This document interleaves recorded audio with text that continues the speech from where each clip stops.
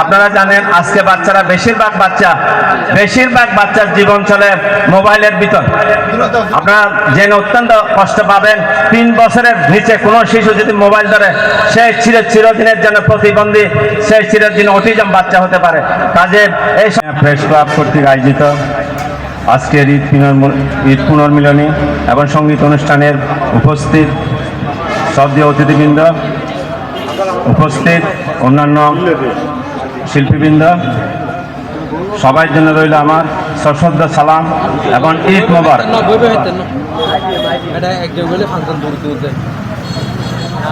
আমরা আজকে যে অনুষ্ঠানে এসেছি সেটা আসলে আমার জন্য অনেক কষ্টকর, কারণ আমি যদি একটা কথা বলি আপনারা হয়তো বুঝবেন জিনিসটা।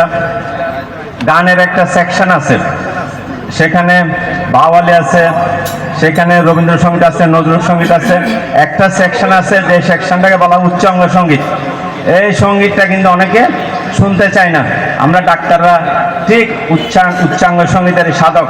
আমাদের কোনো সংসার নেই, সমাজ নেই, এমনকি মাঝে মাঝে আমাদের স্ত্রী পুত্র থাকে না। এর ভিতর এই সন্ধ্যাবেলায় আপনারা যারা বিভিন্ন পেশায় আছেন, আনন্দ উপভোগ করেন, আমাদেরকে রুগী পাহারা দিতে হয়, রুগীর দুঃখের কষ্ট শুনতে হয়। তারপরও আমি মূলত একজন ডাক্তার, আমি মূলত শিশু ডাক্তার। আজকে শিশুদের টানে আমি এখানে এসেছি সব কিছু বিসর্জন দিয়ে আপনাদের এই স্বজন সমাবেশের সারথি হওয়ার জন্য। আমি অত্যন্ত আজকে আমি নিজেকে অনেক নতুনভাবে উপলব্ধি করছি, কারণ এরকম কোনো সমাবেশে অনুষ্ঠান আমার কখনো যাওয়া হয় না, হয়তো ভবিষ্যতে হবে কিনা জানি না। আজকে এই ঈদ পুনর্মিলন অনুষ্ঠানের সাথে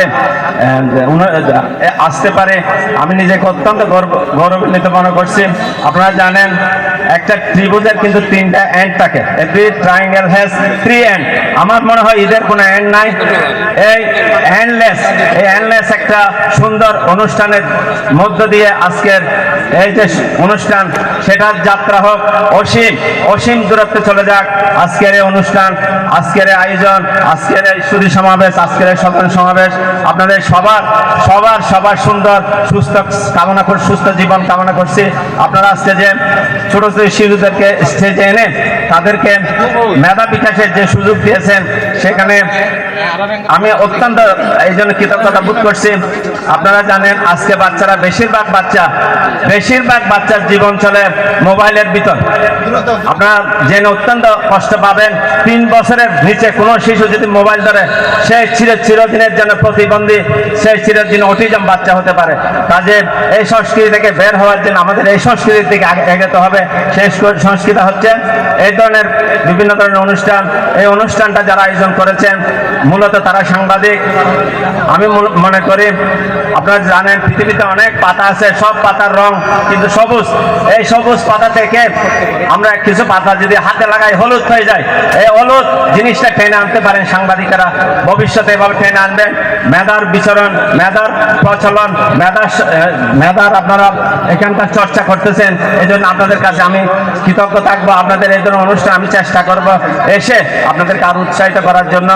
সাথে সাথে আমি বলবো বাচ্চারা তোমরা যে পারফরমেন্স করেছো, তোমরা মূলত সবাই স্টুডেন্ট, তোমাদের মূল জায়গাটা ঠিক রাখবা। আরেকটা অনুরোধ আমরা করবো, তোমরা মানবিক হবা, তোমরা মেধাবী হবা। তোমাদের পিএইচডি নেওয়ার আমি জন্য দোয়া করছি না, তোমাদের এমআরসিপি নেওয়ার দোয়া করছি না, এফআরসিএস নেওয়ার দোয়া করছি না। তোমরা মানবিক জীবন মানুষ হবা। তোমরা ছোটবেলায় ছিলা মায়ের সন্তান, একটু বড় হয়ে গেল তোমরা বাবার সন্তান, আর একটু বড় হয়ে তোমরা হলা স্কুলের সন্তান, আর একটু বড় হতে কলেজ ভার্সিটির সন্তান। আমি চাই তোমরা হবা পৃথিবীর সন্তান, দুনিয়ার সন্তান, কারো সন্তান না। আমার সন্তান হোক পৃথিবীর সন্তান, সেটাই হোক প্রত্যেক মা বাবার আকুতি, প্রত্যেক মা বাবার প্রতিজ্ঞা।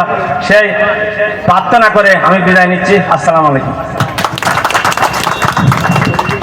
অনেক ধন্যবাদ।